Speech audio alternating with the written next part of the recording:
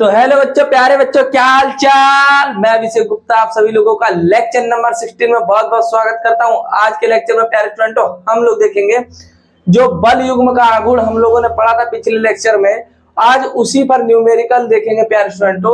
जो वैद्युत द्विध्रुव के कारण जो उत्पन्न हो रहा था, जो वैद्युत द्विध्रुव के कारण जो बल युग्म का आघूर्ण हमारा लग रहा था, उसके ऊपर आज हम लोग दो न्यूमेरिकल देखेंगे, दो अंकित प्रश्न देखेंगे प्यारे स्टूडेंटों उसके फार्मूले पर। क्योंकि फार्मूले के ऊपर अगर एक से दो न्यूमेरिकल अगर ना लगे तो समझ लीजिए आपका कंसेप्ट अच्छे से क्लियर नहीं हो पाएगा प्यारे बच्चों। आपको न्यूमेरिकल लगाना आना चाहिए प्यारे बच्चों। आइए देखते हैं, एक से दो न्यूमेरिकल है प्यारे स्टूडेंटों। देखिए दो न्यूमेरिकल को हम लोग लगाएंगे।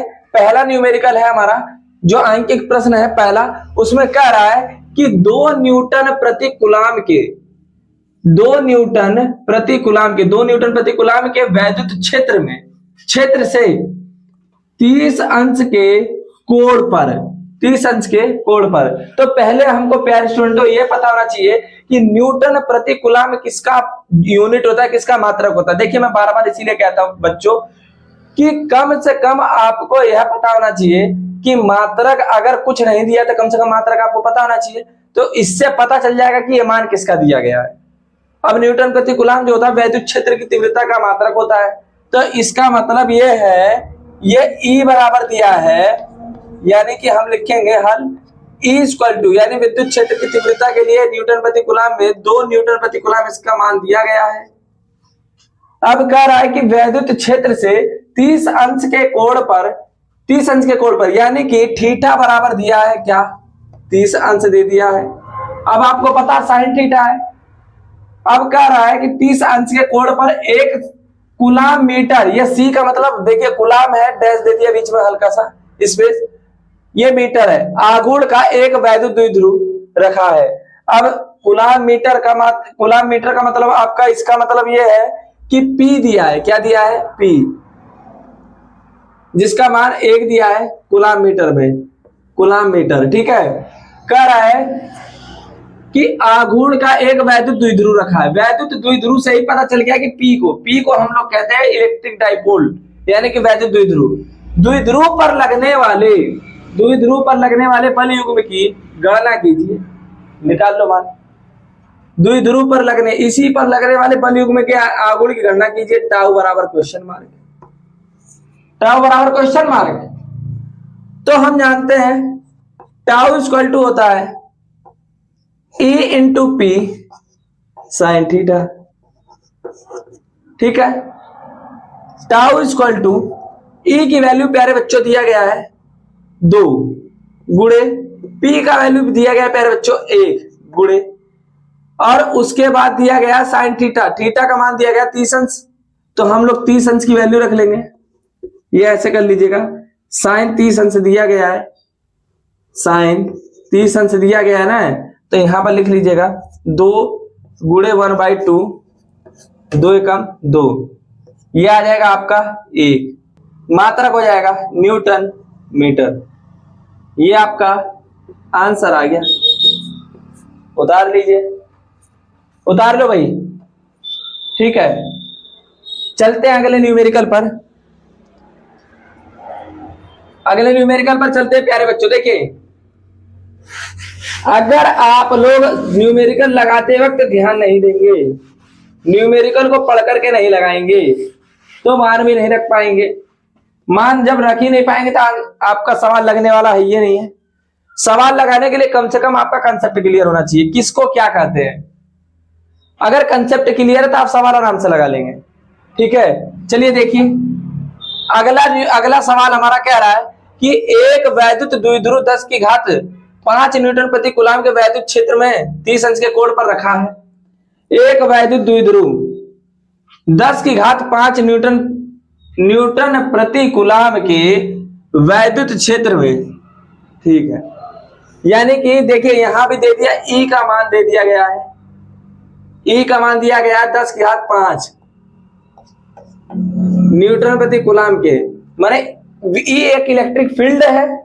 इसके E वाला जो विद्युत क्षेत्र है उसके अंदर वैद्युत द्विध्रुव को ला करके रख दिया गया है, और विद्युत क्षेत्र की तरह 10 की घात 5 न्यूटन प्रति कूलाम है, ठीक है।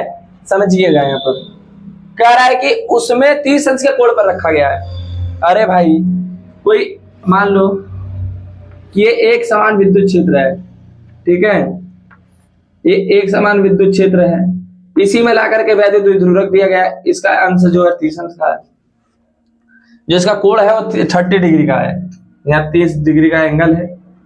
डायग्राम समझ में आ जाना चाहिए, अगर सवाल पढ़ रहे हो तो आपके मन में ही डायग्राम बन जाना चाहिए। क्लियर है? ठीक है, चलिए। कह रहा है कि वैद्युत क्षेत्र में 30 अंश के कोण पर रखा है, थीटा बराबर 30, ओहो, थीटा बराबर 30 डिग्री, ठीक है, क्लियर है।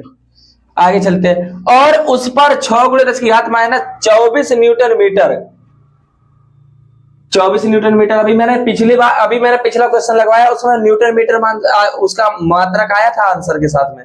इसका मतलब टाउ का मान दिया है, इसका मतलब टाउ का मान दे दिया है 6 × 10⁻24 न्यूटन मीटर। मैंने इसीलिए बता दिया, सवाल आसान कर दिया आपके लिए। बल आघूर्ण लग रहा है, वैद्युत द्विध्रुव के आघूर्ण की गणना कीजिए।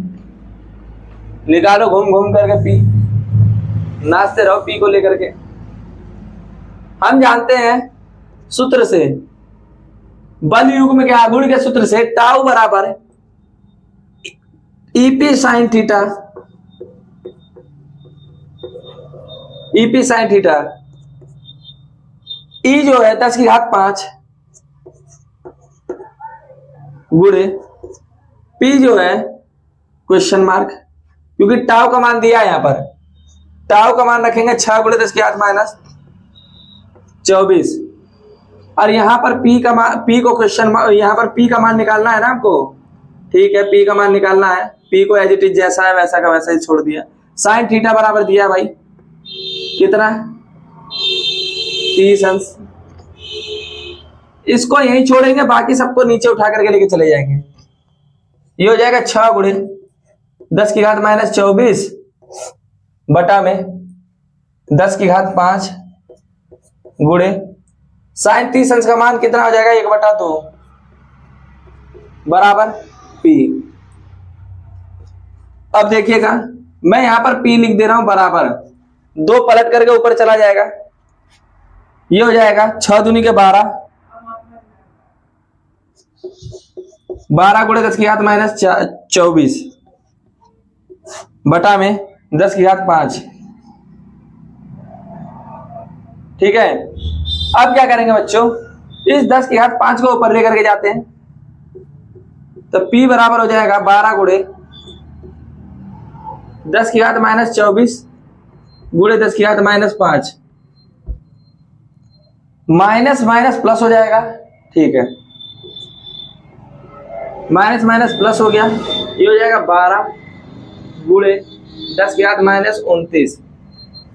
अगर यहां पर मान लीजिए दशमलव है और एक अंक को कूदाएंगे दशमलव के उधर, तो एक अंक पर अगर दशमलव लगाएंगे तो 10⁻⁻28 बचेगा। तो P बराबर आ जाएगा 1.2 गुणे 10⁻⁻28। मात्रक क्या लिखेंगे, कूलाम मीटर, क्योंकि P का मात्रक P = Q × 2L होता है ना, कूलाम मीटर हो जाएगा। ये आपका आंसर है।